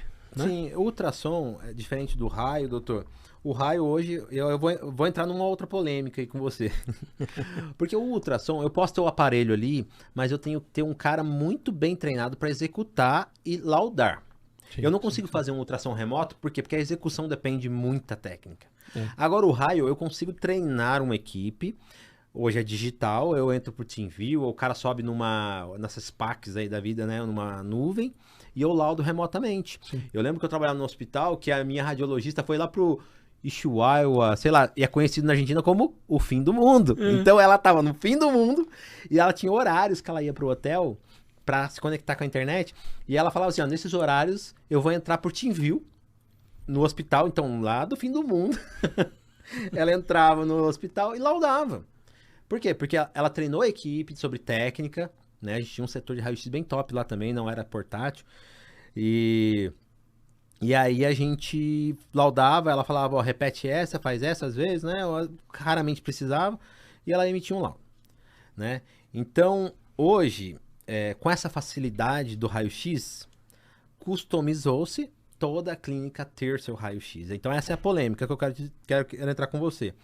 Além da tipo de técnica, às vezes, comprometer, o tipo de aparelho não ser o ideal, tem essa questão, e também a questão de segurança do trabalho. É importante. Eu acho que são coisas que hoje, você estava falando para mim que tem resoluções hoje para isso, né? Tem até você tinha me falado que o conselho até tem uma empresa, a ProRad, que ela tem as graduações que eles dão para vocês, mas então resolveu um problema, mas gerou 3. Então, é uma coisa que a gente tem que olhar com carinho, porque eu tenho que treinar bem uma equipe, primeiro ponto. Eu tenho que ter um aparelho calibrado, com as métricas feitas, com certificações anuais, não sei quanto que é o tempo, né, a parede baritada, e também uma equipe que saiba usar o EPI correto. Então, hoje você percebe que é uma nova realidade, que ela veio para ajudar, mas também tem que tomar cuidado com essas questões? Uma das coisas que a gente estava falando, por exemplo, isso é interessante, né, que o passado... Né? A gente aprendeu muito com os erros do passado. Sim. Então, no passado, o que começou a perceber que era o mais grave na radiação era o tempo de exposição. MS. E aí o que o pessoal fazia? O raio-x, para você ter uma ideia, ele foi utilizado como uma forma de você saber se o sapato ficava bem no pé. Tinha um equipamento que você enfiava o pé para saber se o limite do seu pé estava próximo ou não do bico do calçado. Então você estava ali e praticamente todo cliente fazia isso. Sim. Tem umas imagens bizarras de concurso de beleza de radiografia. Ah, não. Cara, da foto das modelos do lado do raio-x da coluna delas. Quem tinha a coluna mais reta. E tomando raio. Tomando raio. Meu Deus. O pessoal fazia pose, né? Fazia tipo um retrato, um autorretrato em raio-x. Então o raio-x foi banalizado numa época. Sim. E aí começaram a acontecer as radiodermites, a pessoa ter problemas seríssimos, computação de membros, inclusive. Você acha que também veio à tona o perigo da radiação com aquele acidente de radiação que teve no Brasil? O de Chernobyl, essa também mais a história da outra polêmica, que são só confusões de termos, assim, porque assim... Aquele era a radiação quase como aquela que você utiliza nos tratamentos de radioterapia, né? De Chernobyl. E o Césio, não sei das quantas aqui. Perdão, do Césio. Do Césio. Eu confundi os nomes aqui, me perdoa. Esse do Césio era um aparelho de gama-câmara, que é aquele aparelho que você tem...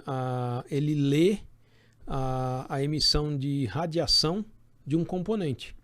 Então, por exemplo, o Césio era um radioisótopo, que é um elemento que emite radiação ele mesmo, e que você às vezes vai ingerir ou vai tomar para você fazer ou um diagnóstico específico, ou vai fazer um tratamento. Sim. Então, ele é um emissor de radiação natural. A radiação elétrica, que é o raio-x, ele só emite quando ele está ligado. Ampola, anodo catódo, explodindo. Então tem que estar ligado na energia, você tem que ir lá, separar os equipamentos, apertar e disparar, para poder ter a radiação. A explosão. Então ele só tem, a radiação não fica ali dentro da sala, que nem às vezes o pessoal fala, fica ricocheteando. Não, né? Tá tudo desligado, não, tá tudo normal. Tá tudo desligado, não tem radiação. Faz sentido. E a radiação também, ela é mais ou menos como o ar, assim, vai. Ela muito sobe... baseada em energia, a luz. Então tem intensidade, quanto mais próximo do foco é mais forte, quanto mais longe mais fraco. E disparou, acabou. Dispersou, foi embora. Acabou, não fica ali no ambiente, não...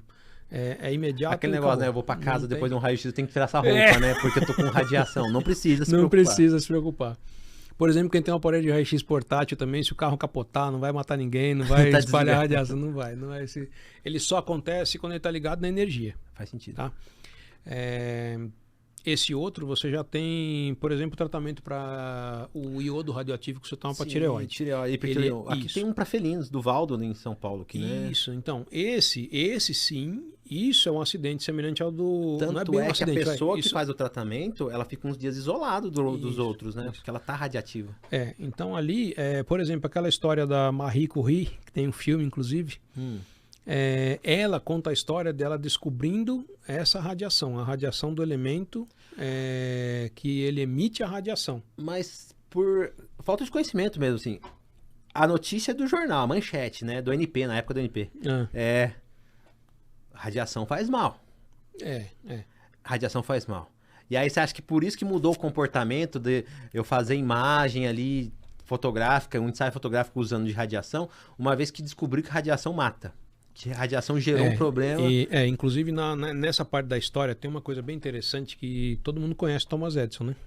Como o inventor da lâmpada, né? O maior inventor que teve na história. Ele, inclusive, inventou o raio-x que hoje os ortopedistas amam, que é o arco cirúrgico. Ah, sim. Foi ele que inventou a fluoroscopia. Fluoroscópio.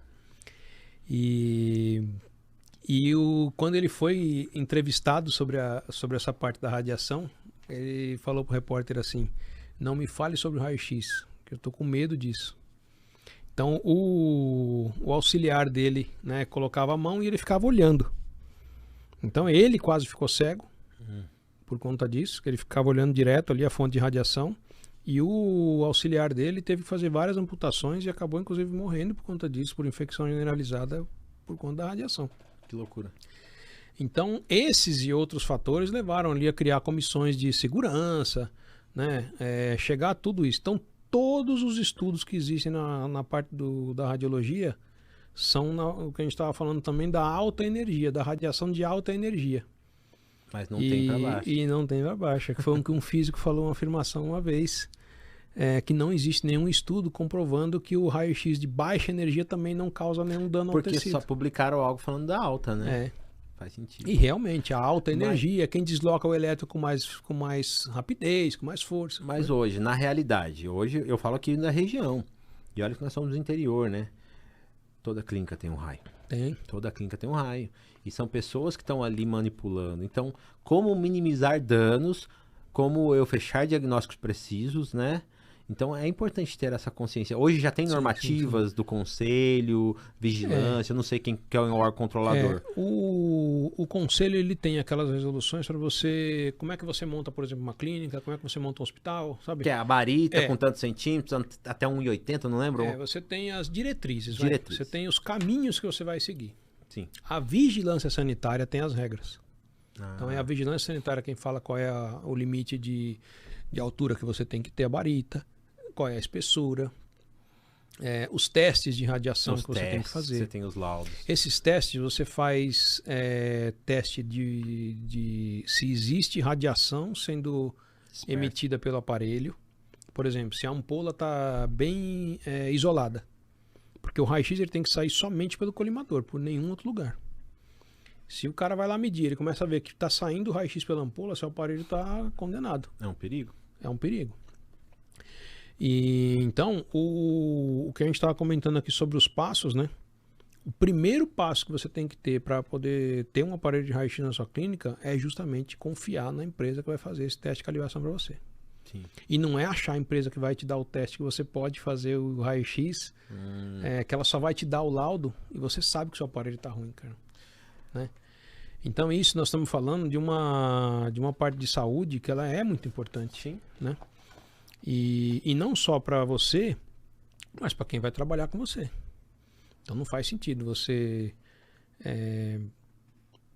ter um aparelho que você não entra na sala. Faz sentido. Né?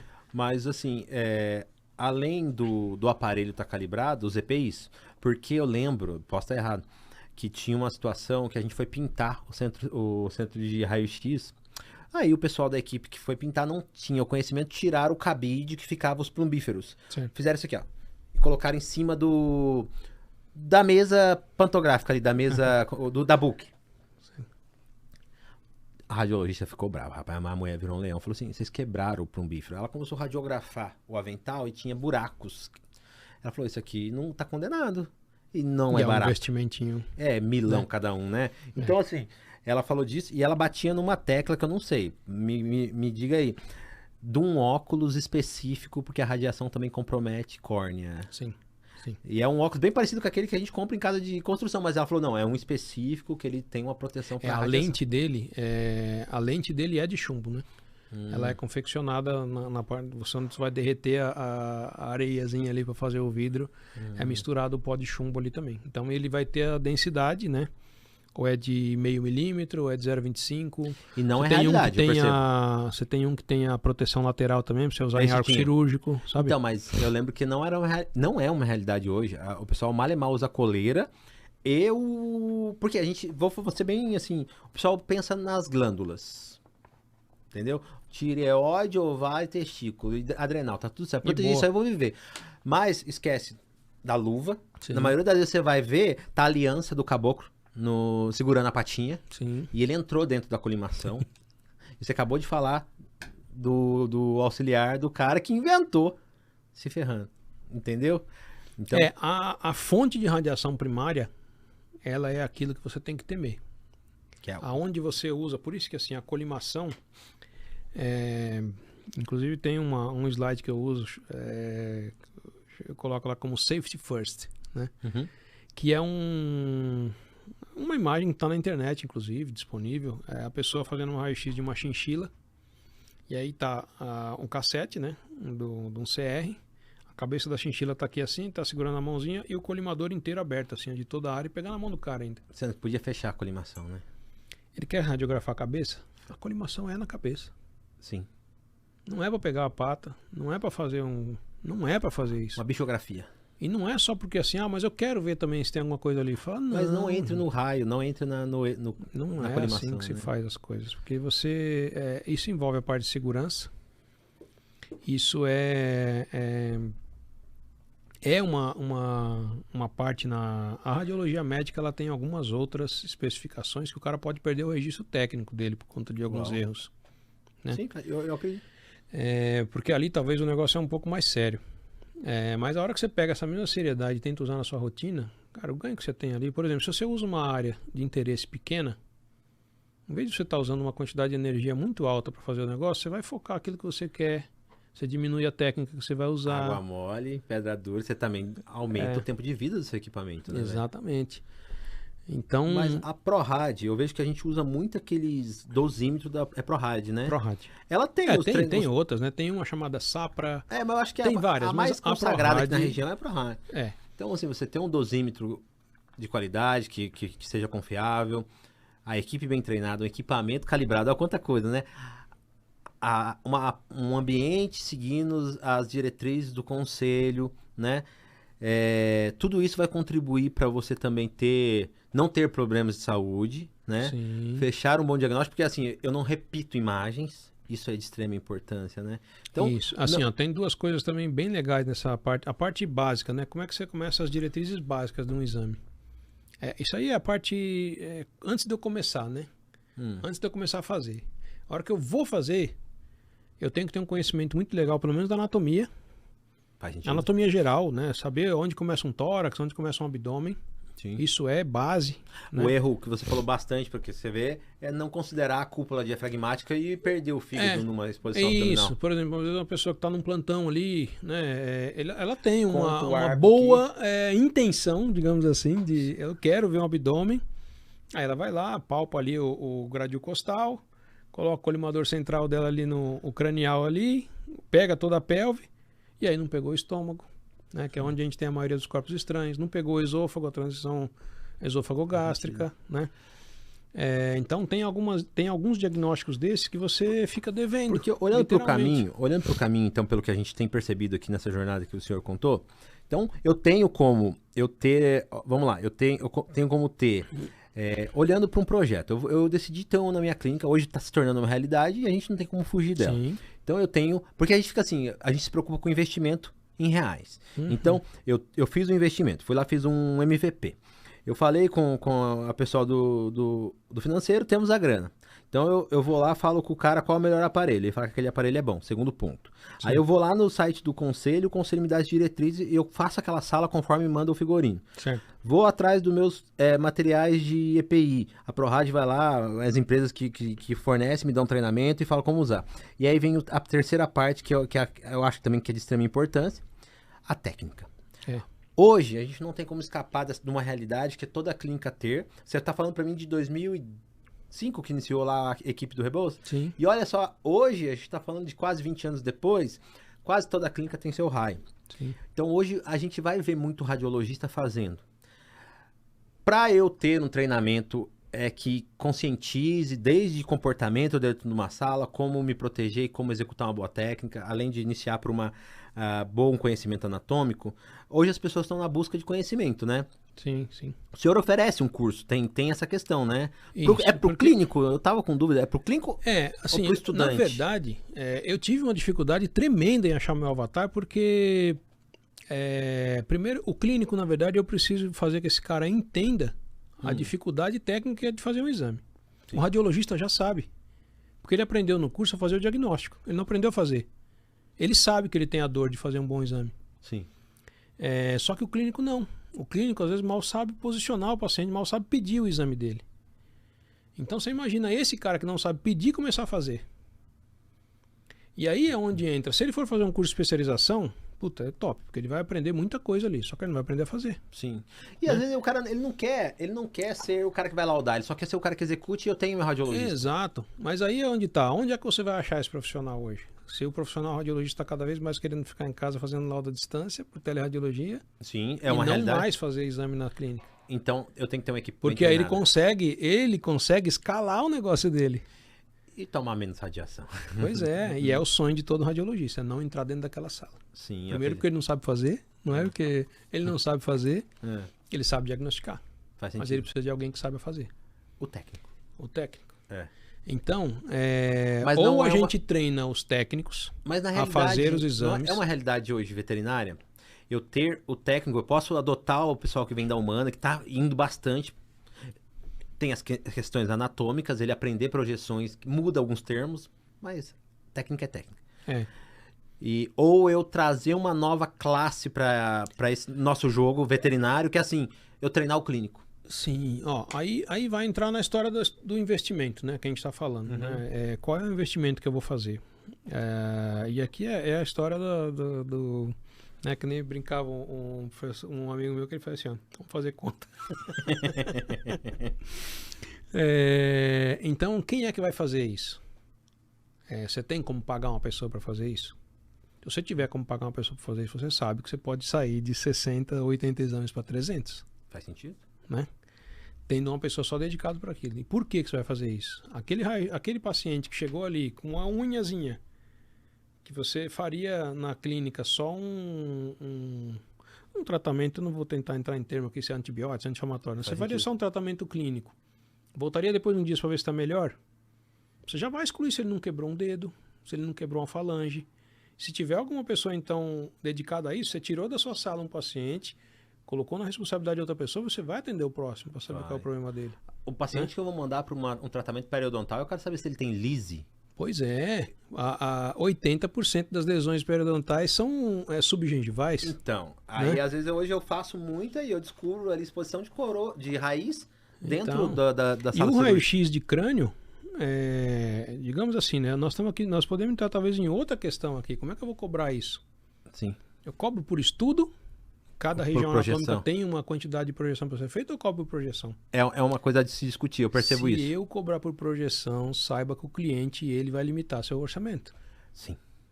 Se ele limitar seu orçamento, se ele limitou seu diagnóstico... Mas eu vejo que começou o raio-x na veterinária por projeção e hoje muitos estão optando por estudo, porque eu não amarro o cliente e eu não amarro o radiologista. O cliente ele se dispõe, para a cabeça é isso que eu tenho que dispor, fazendo uma ou fazendo 10 projeções. E o radiologista ele fala assim...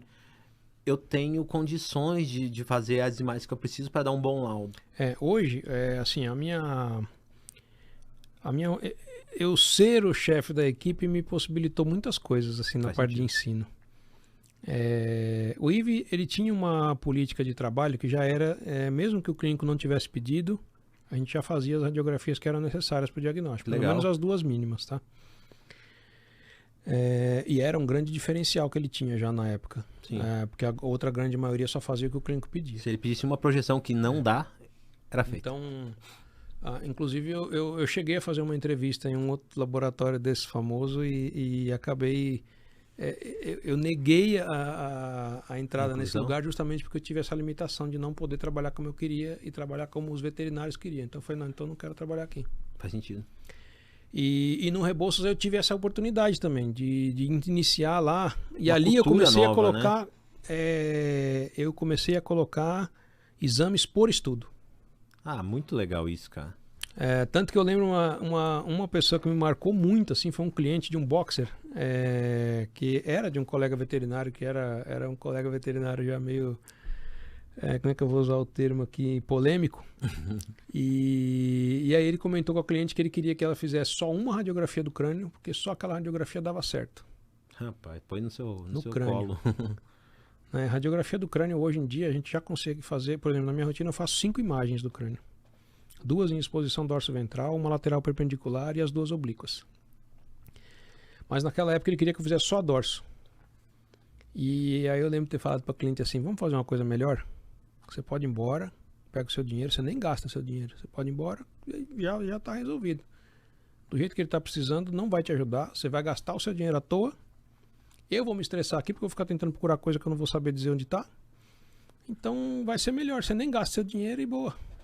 Falei, mas ele falou que dá para fazer assim. Eu falei, então fala para ele comprar uma parede de raio-x e ele faz lá. Porque se ele acha que dá, ele faz lá. Né? Ele começa a fazer lá, ele vai ver que não dá para fazer. E aí ele para com isso. Faz sentido. Aí ela falou, não, então vamos fazer o que você está querendo. Mas hoje hoje elevou o nível de consciência. A galera sabe que uma projeção não serve para nada. Isso, né? Cara, isso é fantástico. Né? Hoje em dia, por exemplo, ouvi de um colega que até pouco tempo atrás, inclusive, ele era presidente da Anglivepa. Ouvi de um colega uma vez que ele falou assim, poxa, o chefe da ortopedia aí falou, nossa, cara, o cara veio falar para mim assim, por que eu não faço os exames que nem o Dani? Né? Tudo por região de estudo. Então, assim, tem uma coisa legal, que hoje em dia muita gente está fazendo e eu acho isso fantástico. Porque Sim. Da maneira que a pessoa vai aprender mais. Radiografia é empilhamento. Né? E radiografia ela é empilhamento de informação. Sim. Você vai vendo uma, você vai vendo 2, você vai vendo 3, 4, 5, 1000, 10.000, sabe? Isso é fantástico. O clínico hoje que tem esse desejo de melhorar a sua técnica, o dono de hospital ali que tem uma equipe que às vezes não conhece como executar uma técnica e quer colocar no setor dele ali de radiologia, ele pode procurar, tem algum esquema, algum canal que ele fala assim, doutor, o senhor vem até treinar minha equipe ou não, remotamente, tem algum curso que o senhor oferece? Então, eu estou iniciando agora já, né, um projeto digital de um curso chamado Os Códigos da Radiologia. Sim. Esse curso vai formar desde da parte informativa mesmo, né, de história, como é que a gente aprende com o passado, como é que você ajusta o seu aparelho. Então você vai ter todas as ferramentas que você tem para estabelecer uma boa técnica no seu exame, conseguir fazer os estudos por região anatômica, e conseguir chegar àquela história do sucesso do 90% no seu exame. Então, essa história de você, 90% do seu resultado tem relação com a qualidade técnica do seu exame. Faz sentido, eu acredito nisso. Então, para você atingir o tal do 100%, se você conhece tanto assim da radiologia e você deixou os 90%, que é o mais importante, na mão de alguém que não sabe fazer, você desperdiçou totalmente seu conhecimento. Né? Você não vai conseguir laudar uma imagem que não tem qualidade. Então isso é uma coisa que precisa criar uma consciência grande nos colegas. A parte técnica do exame é aquela onde você precisa gastar maior energia. Faz sentido. Então treinar uma equipe, ou o técnico em si, mas é mais fácil então contratar um técnico. Eu tenho uma cunhada que fez um curso de técnico em radiologia agora faz pouco tempo. E uma coisa que ela comentava comigo era que na parte prática, 2 professores que eles tinham, um deles pela manhã ia lá, media o paciente, ensinava os alunos como é que media, calcular a técnica e tudo. A outra da tarde usava a mesma técnica para fazer tudo de todos os pacientes.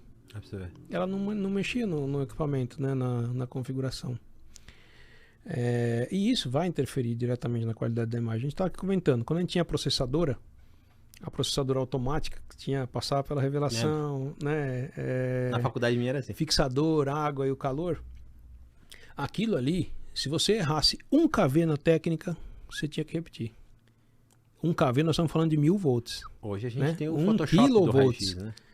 E aí hoje você tem uma imagem que às vezes é uma sombra, só que você vai lá, escurece e você clareia.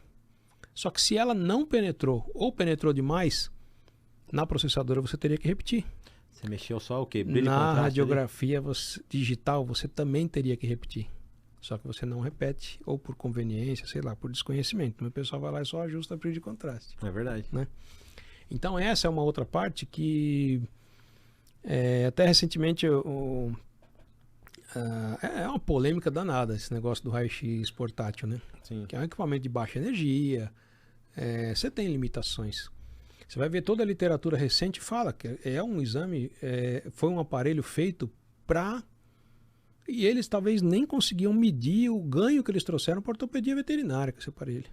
Sim. Mas é um aparelho direcionado para a parte de ortopedia de equino, para você levar a campo, um aparelho rústico, né? Às vezes a beira-leito, né? Então, a hora que a gente começou ali a fazer isso também nos pequenos animais, aí já, né, o cara vendo um aparelho de raio-x na clínica dele, já não tem muito essa noção, começou a fazer de tudo. Tórax, crânio, coluna, tudo. E ali você tem, foi onde a gente estava conversando sobre um curso que eu fiz para veterinários que já trabalhavam com radiologia. Inclusive eu estava conversando com seu irmão sobre uma parte que começou a me dar aqueles... quem era eu para tentar ensinar alguém que estava aprendendo radiologia, né? Quer dizer, o cara já trabalhava com radiologia, me deu esse negócio uma época. Puta, quem sou eu para ensinar alguém, né? Mas a minha pretensão era tão grande que era um curso específico para radiografia de crânio para quem já trabalhava com radiologia. O cara já era especializado. Sim. Né?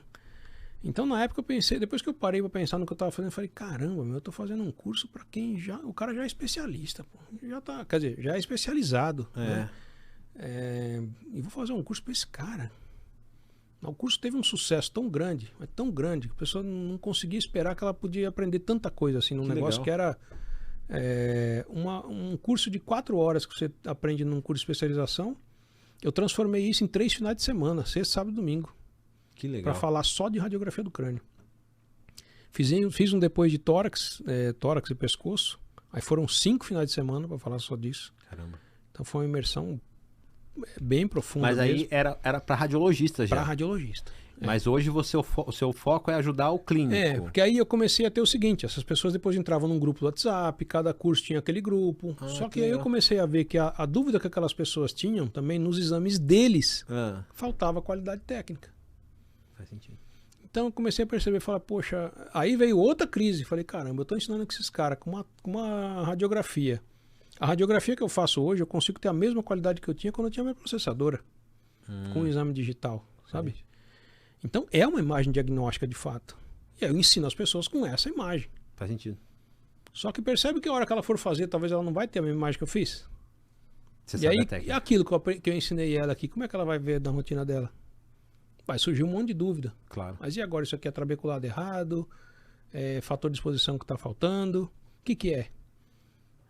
Aí eu comecei a ver essa deficiência. Só que chegou num nível, né, que a hora que eu comecei a falar isso, o pessoal começou a me malhar, né? O Dani é o cara do raio-x portátil. O Dani... Ele só é contra o raio-x portátil. Você tá apontando um problema, mas cadê a solução? Eu acho que eles falavam, né? Então. E aí, na verdade, além da solução, isso começou a entrar como talvez eu tava querendo miar o negócio deles. Né? De, pô, não vai falar mal, não sei o quê. Mas, na verdade, não é bem falar mal, cara. Eu tô tentando ensinar uma coisa pra pessoa trabalhar aquilo de forma correta. Sim. Do clínico saber que não é o raio-x portátil, não vai resolver a vida dele. Sim. Né? Não vai fazer raio-x de tudo. Não é para fazer raio-x de tudo. A vigilância sanitária, inclusive, proíbe. Se você tiver um raio-x portátil na sua clínica, você pode sofrer intervenção. Isso é fechado por isso. Sim. Você não pode ter ele como um fixo, sabe? Sim. Mas eu posso transportar ele de uma sala para outra. Aí piorou, né? Então a grande ideia nisso vamos fazer? Você quer fazer? Cara, se você vai se prestar a fazer alguma coisa, faça direito. Sim. Essa é a ideia. Então a ideia do curso é essa, de tentar trazer a pessoa a se destacar. Eu quero que essa pessoa tenha, que o cliente que ela atende seja indicado por outro ali. Sim. E não o contrário, dessa pessoa ir para outro veterinário depois, como é aquele ciclo que a gente estava comentando, que o cara vai numa clínica hoje, mas ele já tem o segundo veterinário dele da segunda opinião. Faz sentido. Já tem o terceiro, né? Tem os caras que hoje buscam outras opiniões. Então, aí esse cara vai numa outra clínica e fala, nossa, quem que fez isso aqui? sabe? Então, cara, aí é onde a gente começa a ver. Esse cara é o tal do cliente silencioso do Walmart. Ele nunca mais volta na sua clínica. Você não fica sabendo. Aí você fica naquele ciclo do mesmo faturamento, tudo que você faz não dá certo, né? Sim. Então e às vezes o negócio é mais simples que você está imaginando de melhorar isso. Então hoje você ensina o clínico como executar, como fazer tudo, o passo a passo. Isso. Ele realmente, assim, agora eu estabeleci minha tabela de técnica, eu sei que meu aparelho vai fazer isso daqui, eu vou fazer isso aqui bem feito. Não, legal. E o cara que tiver afim de fazer esse curso, como que ele faz? Ele te acessa no Instagram? Hoje esse curso vai ser, ele vai ser formado em turmas, né? Então essas turmas vão ser feitas através de lançamento. Agora, inclusive, dia 14 de... Eu acho que provavelmente esse programa vai no ar, acho que pode ser o lançamento, então. Depois? Então tá. A gente vai fazer uma das partes da apresentação dele principal, mas vai ser num programa primeiro de mentoria só. Que legal. Né? E aí depois, no segundo momento, a gente vai fazer o lançamento dele, provavelmente, da primeira turma. Tá? Mas vai ser acredito eu, uma revolução. Na parte da radiologia, porque eu desconheço algum lugar que ensine. Não, pelo que você conta, você vai ensinar todo o passo a passo. Olha, eu na verdade, assim, eu sou um fanático pelo raio-x, mas hoje eu sou anestesista, mas eu acredito que o cara que tá querendo desenvolver, tá querendo pôr dentro de uma clínica, você acabou de usar o exemplo do Rebouças, e fazer uma equipe bem treinada é o caminho. É o caminho e também olhando também para o escalonamento que a internet dá. Então o cara poder te acessar de outro estado, não ter que deslocar uma equipe até você, às vezes remotamente numa mentoria ali, abrir uma... Hoje a gente tem esses Zoom, Google Meeting, que dá para, né, você também sanar dúvidas. Então eu acredito que esse negócio aí vai contribuir bastante, viu, professor? A minha ideia é essa mesmo. Eu acredito que vai dar certo, viu? Eu acredito que vai dar certo porque é uma deficiência, mas é uma coisa que é realidade. Então a gente tem que olhar e falar assim, pô, já que vai acontecer, como fazer bem feito, né? Sim. É importante. Professor, gostei demais. Cara, eu sou fanático pelo negócio. Desejo todo sucesso para você aí nesse lançamento aí, nessa empreitada, né? Eu vejo que você é um cara que tem paixão pelo que você faz, né? E pelo ensino. Então tem duas questões envolvidas aí. Gostar, mas também gostar de ensinar, né? Não é sobre só fazer, mas fazer algo correto, né? E isso eu vejo nobreza. Mas obrigado mesmo de coração de você ter vindo aqui. Eu acredito que o aluno que assistiu isso aí aprendeu muita coisa. Eu aprendi muita coisa, né? Eu que já gostava, agora eu acredito que esclareceu muita dúvida. E na aplicação, às vezes o cara não fala, mas eu não sei o que é um anodo, o que é um catodo, o que é uma ampola, o que é um MAS, mas ele aprendeu que a aplicação, né? Sim. Então que algum aluno aí que assistiu o podcast, algum veterinário já formado, faça parte aí da sua turma. Sim. Né? Além disso, né? Por exemplo, esse daqui é uma coisa que a gente vai ensinar para a pessoa para aplicar sozinha. Sim. Mas a pessoa precisa, às vezes, de uma consultoria. Eu quero montar Você oferece também. Eu quero montar um serviço em radiologia. Quais são os passos que eu preciso fazer? Então, isso a gente pode oferecer uma consultoria para ela ter os passo a passo, o checklist, como é que ela vai conseguir isso, quem que ela vai procurar, né? Que legal. Porque, às vezes, assim, também, o que a gente fica muito triste é a história do... vendedor tem de tudo, né, cara? Mas... Às vezes saber aquela pessoa que vai conseguir te dar, que vai te assessorar depois que você comprar, a hora que esse aparelho der um problema, né? Sim, faz sentido.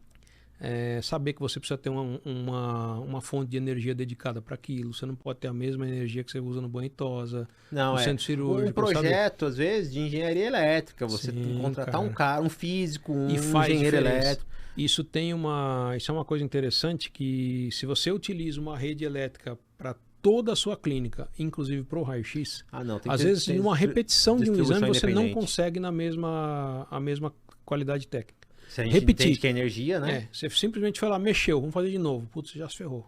Eu acredito. Pode ser que fique mais forte ou mais fraco. Você consegue dizer, até para entrar com um projeto de engenharia elétrica, um físico que vai te dizer como fazer isolamento. Que legal. Então, você que está assistindo aí, tem esse desejo, o Instagram do doutor vai estar na tela aqui, né, o @ dele. Lá você vai conseguir muita informação sobre, às vezes, treinar uma equipe ou até mesmo montar um MVP, né, um projeto para sua unidade, de como você melhorar o diagnóstico, de como você salvar mais vidas, né? E também, contudo, melhorar a receita, melhorar ali o andamento da sua clínica, né? Mas tudo bem certinho. Obrigado, te desejo boa sorte, vai dar tudo certo. Valeu. Né? Vejo que você é um cara aí muito dedicado naquilo que você faz, viu? Então, obrigado, já que você tá aqui, né? Que você chegou até esse final. Eu assisti tudinho e ainda não curti, não cliquei no gostei. Faz isso agora, já se inscreve, porque toda semana tem um papo igual esse aqui. Um papo que vai elevar o nível de consciência da nossa classe, né? Da medicina veterinária. Então, tamo junto. Lá no Instagram, todo dia tem vídeo novo. Não esquece disso não, tá? E obrigado ao Hub 2181, que me auxilia aí, que produz tudo, que faz a gente acontecer esse bate-papo, né? E a Altec que produz, fabrica aí equipamentos para o centro cirúrgico, o vaporizador, seja ele calibrado, universal, e também calibra. Então, eu te espero quarta-feira que vem para mais um programa e que a gente junto possa descomplicar a veterinária.